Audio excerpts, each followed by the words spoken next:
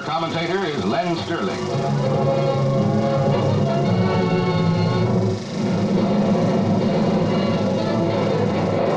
Lieutenant General Buckner and Vice Admiral Turner observed the 5th Fleet's terrific bombardment of Okinawa.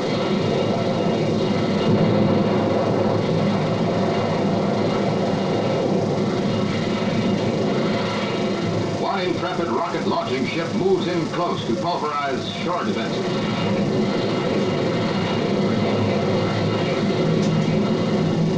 The United States 10th Army and the 3rd Marine Amphibious Corps start from the beach. Expecting another Iwo Jima, the surprised Yanks meet only light resistance as they secure the beachhead. From the very start of the battle for Okinawa, the Japs launched desperate and unceasing air attacks against our fleet. In one afternoon, 111 enemy planes are shot down.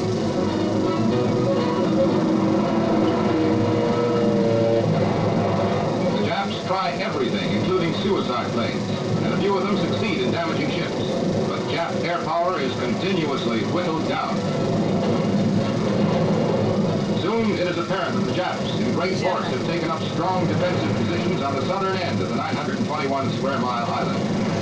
The campaign to win Okinawa, vital at the base within fighter range of Japan, soon develops into a desperate and prolonged struggle.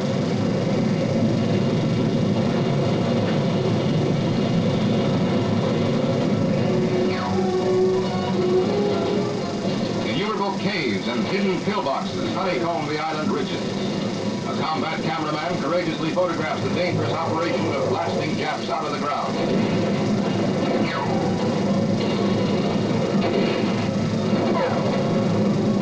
The Yanks cannot advance until every cave is sealed and every pillbox smashed. Dangerous terrain, from ridge to ridge and cave to cave. American losses are high. Jap casualties staggering.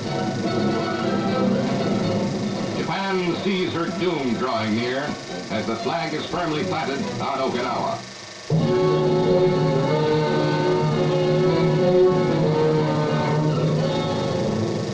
50 miles off the coast of Japan, the 27,000-ton carrier Franklin is launching planes for a strike against Kyushu.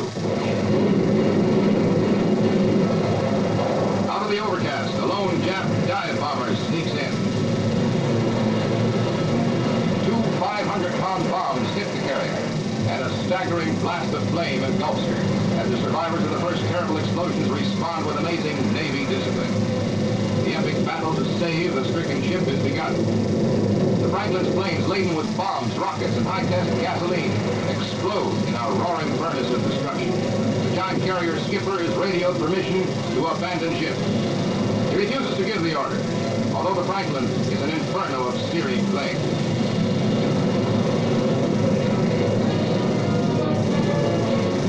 $40,000 gallons of 100-octane gasoline make a white ball of fire in the ominous ball of smoke.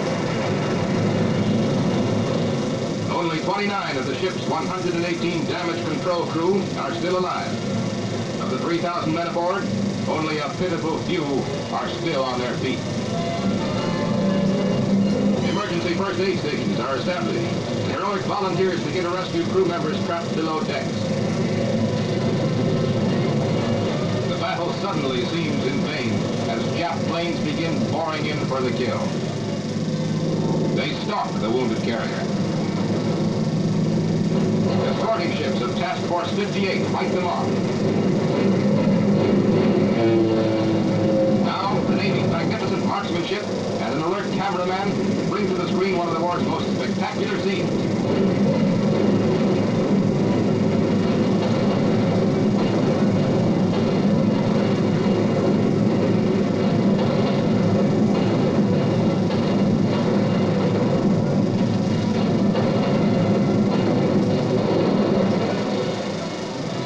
Bombers are driven off, but their airfields are only minutes away as the Franklin, now dead in the water, sends up blast after blast of exploding ammunition, bombs, and rockets.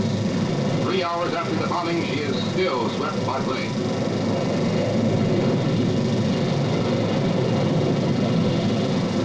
Navy combat cameramen on the ship continue to film the staggering disaster and the crew's heroic efforts.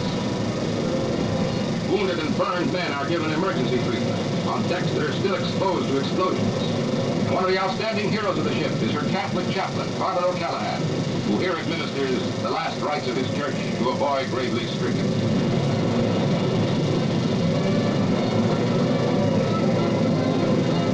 It seems incredible that ship and crew survivors can live. Even her flag is torn.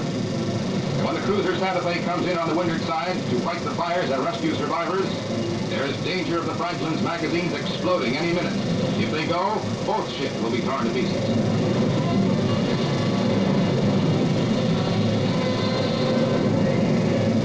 From the fantail aft and all along the starboard side, men trapped below decks and still alive wait for rescue as the cruiser maneuvers close aboard.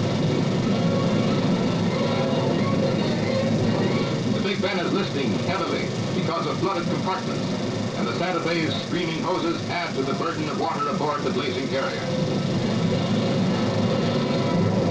4 hours after the bombing, the Franklin seems doomed. Men are still trapped on the fantail, where they were on duty when the Jap bombs struck. A cameraman on the destroyer Hickok films the scene as his ship closes in to effect rescue.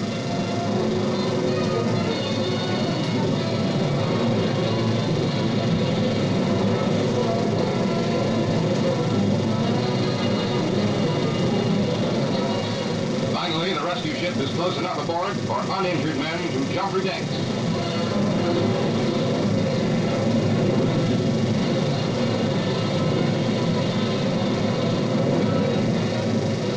Others, like this man, drop into the sea to be picked up by accompanying ships in the task force.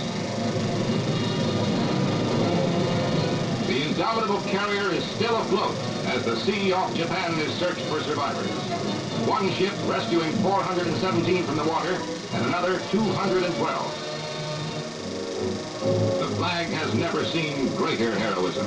The courage and determination of her officers and men pulled the big carrier through an ordeal of terror such as no other ship has ever survived. En route to American waters, a service is held on deck in memory of the Franklin's 832 victims.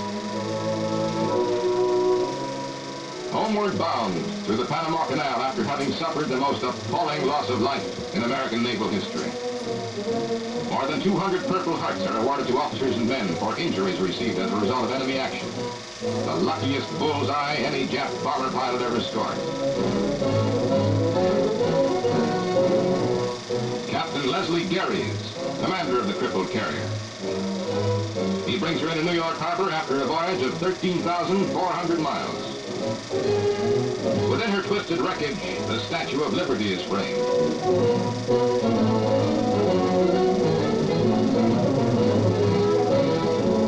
Only wartime security brings her into these waters without a tremendous welcome.